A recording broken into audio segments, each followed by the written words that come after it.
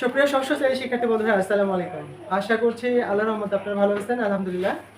আজকে এখন আমি আপনাদের মাঝে যে ক্লাসটা উপস্থাপন করব সেটা হলো ষষ্ঠ শ্রেণী গণিত 94 পৃষ্ঠার। এখানে বেশ কিছু ভগ্নাংশের অঙ্ক রয়েছে। আমরা ইতিপূর্বে ভগ্নাংশের অঙ্কের সমাধান, যোগ কিভাবে করতে হয়, গুণ কিভাবে করতে হয়, ভাগ কিভাবে করতে হয়, বিয়োগ কিভাবে করতে হয় সেগুলো আমরা প্রমাণ করেছি বা আমরা মোটামুটি পারি। আর এই ভগ্নাংশের অঙ্কটাকেই আবার কিভাবে দশমিকে রূপান্তর করে সেটা যোগ বিয়োগ করতে হবে সেই ক্লাসটা আজকে আমরা দেখব। তো এখানে আপনারা দেখতে পাচ্ছেন, দেখেন এখানে লিখেছি ভগ্নাংশের যোগ বিয়োগ এবং দশমিকের যোগ বিয়োগ। এই একই অঙ্কে ভগ্নাংশের যোগ বিয়োগ করবো, আমরা দশমিকের যোগ বিয়োগ করবো। কিভাবে করতে হবে সেটা দেখবো। তো প্রথমত এখানে ভগ্নাংশের অঙ্ক যেহেতু যোগ বিয়োগ রয়েছে, আমরা এখানে দেখতে পাচ্ছি যোগ। উপরে এই সংখ্যাটাকে কি বলে বলেন তো? লব। নিচের এই সংখ্যাটাকে কি বলে? হর। উপরেটাকে কি বলে? লব। এটাকে কি বলে? হর। এটা কি প্রকৃত ভগ্নাংশ না অপ্রকৃত ভগ্নাংশ? প্রকৃত ভগ্নাংশ। কেন? যে ভগ্নাংশের লব ছোট হর বড় প্রকৃত ভগ্নাংশ বলে, তাই তো? তো এখানে এই দুটো কিন্তু প্রকৃত ভগ্নাংশ। এখন এই দুটো ভগ্নাংশকে আমার কি করতে হলে, ভগ্নাংশের এই যোগ করতে হলে আমাকে প্রথমে এই যে সমান দেখতে পাচ্ছেন আপনারা, সমানের মাঝখান থেকে এভাবে একটা ডিভাইডেড চিহ্ন দিতে হবে। এটার নাম কি? ডিভাইডেড বা বাই। ঠিক আছে? এবার 4/5 2/5। এখানে হর কত দেখতে পাচ্ছেন? 5। এখানে হর কত? 5। 5 এবং 5 দুটোর কিন্তু মিল আছে। তার মানে হর গুণ লসাগু, যেমন 5, এমন কোন সংখ্যা আছে যেটা দ্বারা দুটোকে ভাগ করা যায়। তাহলে 1 1।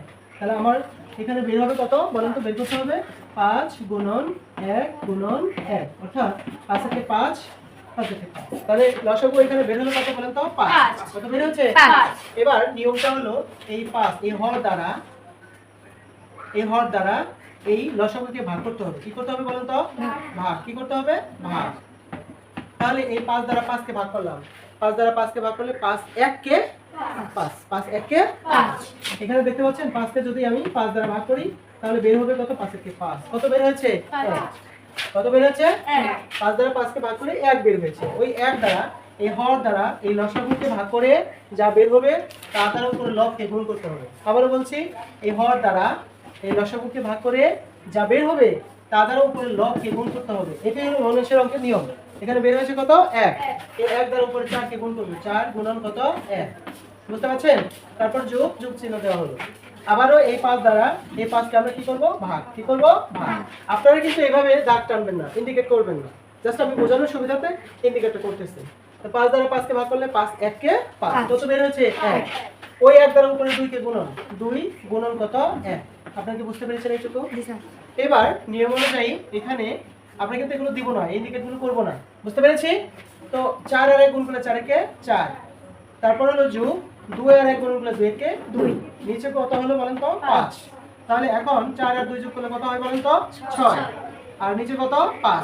এটা কি প্রকৃত ভগ্নাংশ না অপ্রকৃত ভগ্নাংশ? অপ্রকৃত ভগ্নাংশ। অপ্রকৃত ভগ্নাংশ। অপ্রকৃত ভগ্নাংশ থাকলে তাকে তুমি কি করতে হয়? মিশ্র ভগ্নাংশে রূপান্তর করতে হয়। কোন ভগ্নাংশে? মিশ্র। তাহলে আমরা এখানে দেখতে পাচ্ছি 6/5। 6/5 কে মিশ্র ভগ্নাংশে রূপান্তর করতে হলে এই 6 কে ভাগ করতে হবে।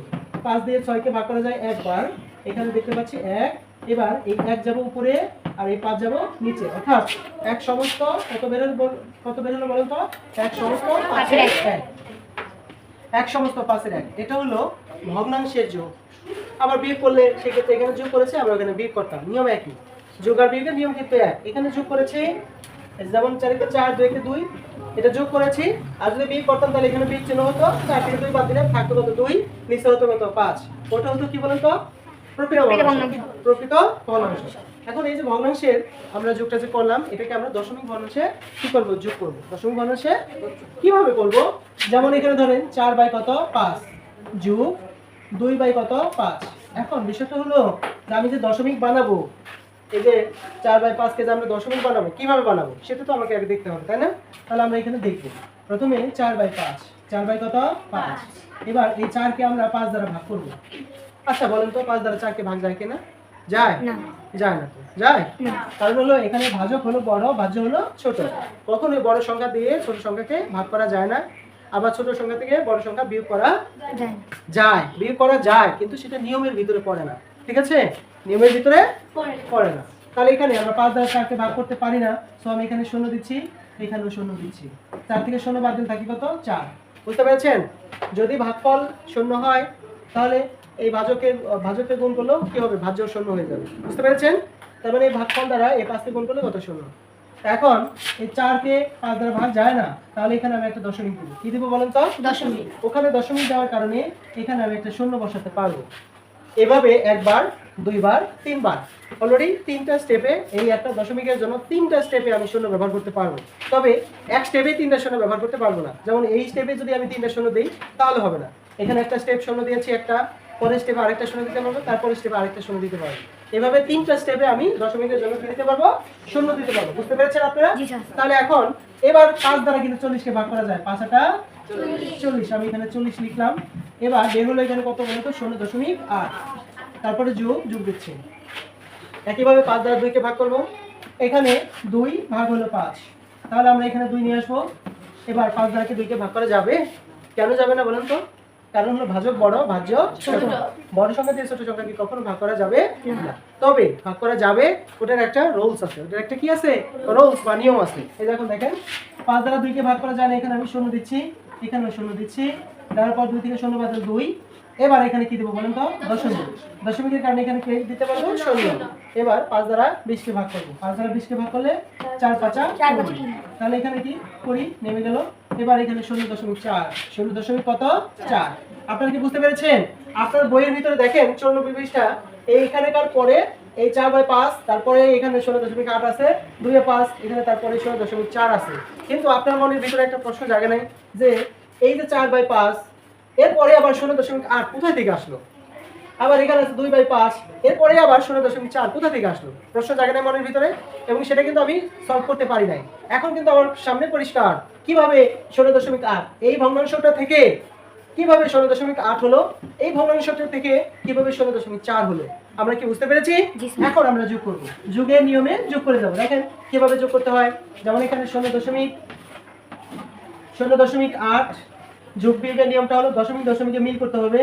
এই দশমিক, তারপর হলো দশমিকের আগে আছে 0, দশমিকের পরে আছে কত? 4। কত আছে? 4। বুঝতে পেরেছেন? হ্যাঁ, বুঝতে পেরেছেন তো? আচ্ছা, এভাবে দশমিকে মিল করে লিখতে হয়। এবার 8 আর 4 যোগ করলে কত হয় বলেন তো? 12। 8 4 12, 2 হাতে থাকে কত? 1। 1 0 0 যোগ করলে 1। এবার দশমিক এখানে মাঝখানে এসে দশমিক বসবে। আপনারা কি বুঝতে পেরেছেন? আপনারা আবার এই প্রকারগুলো না 8 4 12, 12 এখানে লিখলেন, পরে দশমিক দিলেন, তাহলে কিন্তু হবে না। বুঝতে পেরেছেন কি? তার মানে 8 4 12 2 হাতে থাকে 1, 1 আর 0 যোগ করলে 1 এর 1, মাঝখানে দশমিক আছে, দশমিক দেওয়া হবে। বিয়োগের ক্ষেত্রেও একই সিস্টেমে করব। 8 থেকে 4 বদলে 4 থাকবো, দশমিকের জায়গায় দশমিক বসবে। ক্লিয়ার হয়েছে আপনাদের? তাহলে এখানে বের হলো কত বলেন তো? 1.2। 1.2, এটার যোগফল হলো 1.2।